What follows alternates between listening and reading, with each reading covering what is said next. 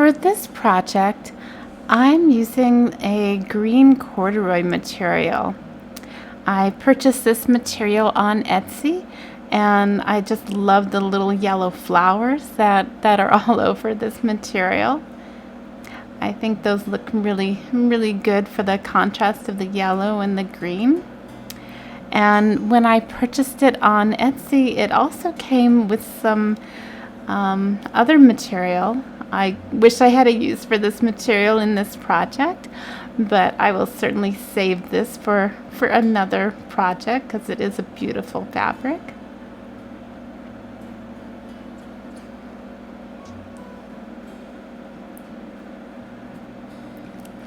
And I also purchased a mustard color corduroy material.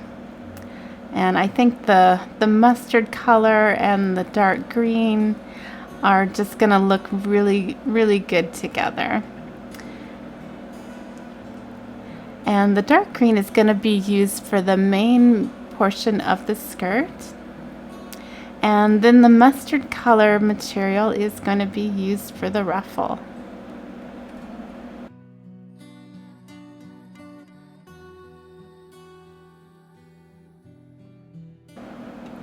I'm just starting to sew the fabric, and what I do first is an overlock stitch over all of the raw edges. And this prevents fraying, and it also gives you a pretty solid end to the fabric. And I think that just makes it easier when you're doing other stitches, and I think it just makes it easier so the stitches just stay in place, so you're working with some good solid material. The overlock stitch does take a little bit of time, but I found out that it's really worth it. For the placement of the pockets, I am starting them 3 inches from the top, and I'm allowing about an inch for the waistband. So when the skirt is complete, it will start about 2 inches from the top.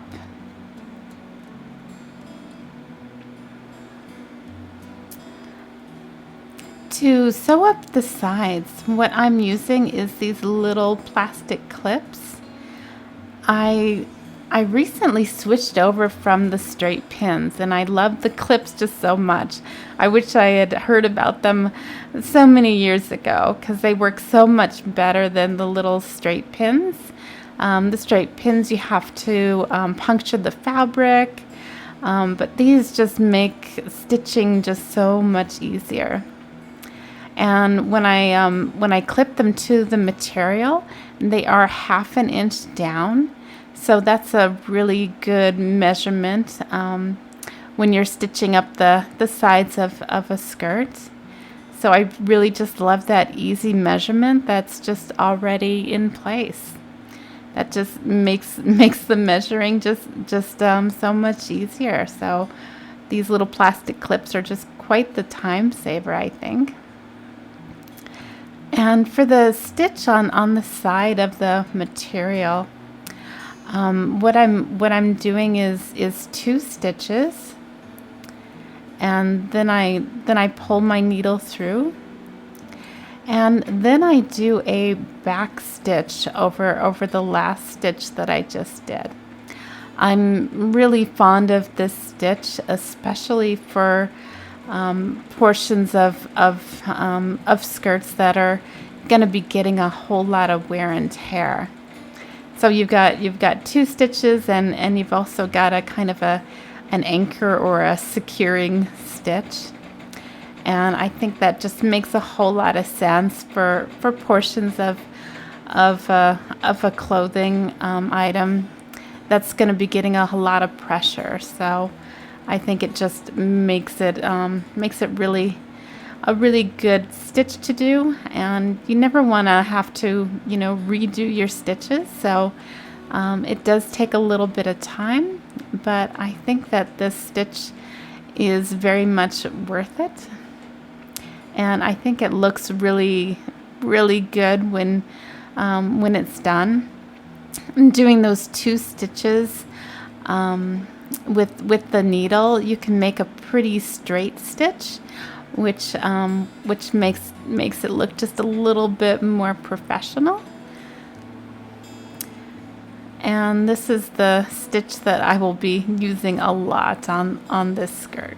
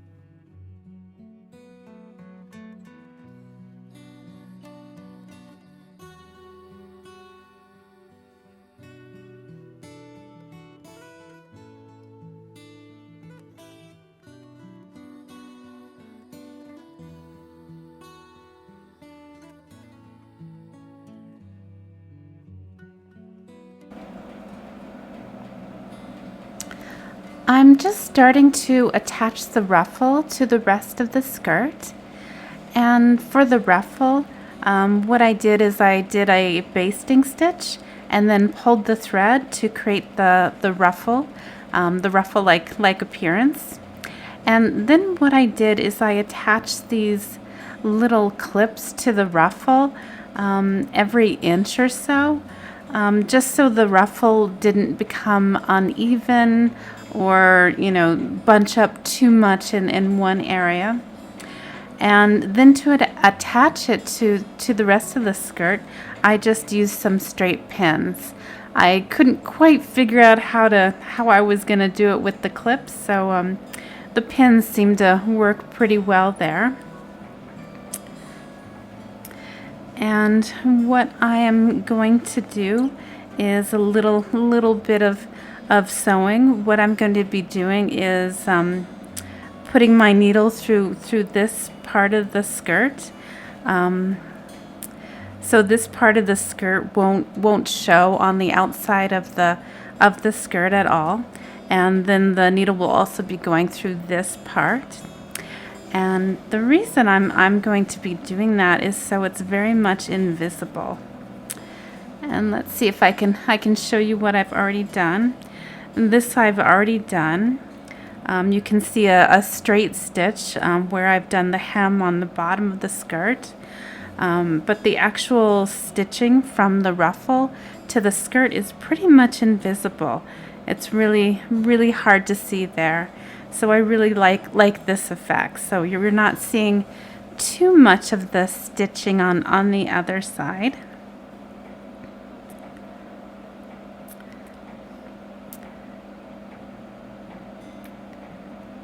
And I'm just trying to be really careful, so I'm only grabbing the under parts of the skirt, so the stitching won't show through.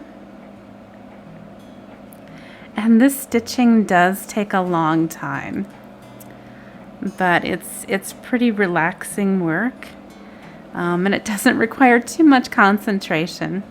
So I've been just watching a movie while I'm doing a little bit of stitching, and it's kind of a relaxing way to spend the weekend.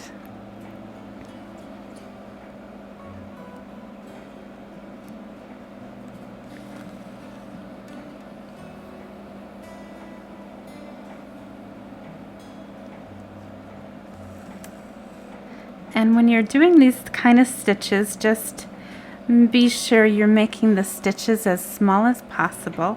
They don't need to be pretty stitches, because it's going to be on the underside of the skirt. Nobody's going to see them.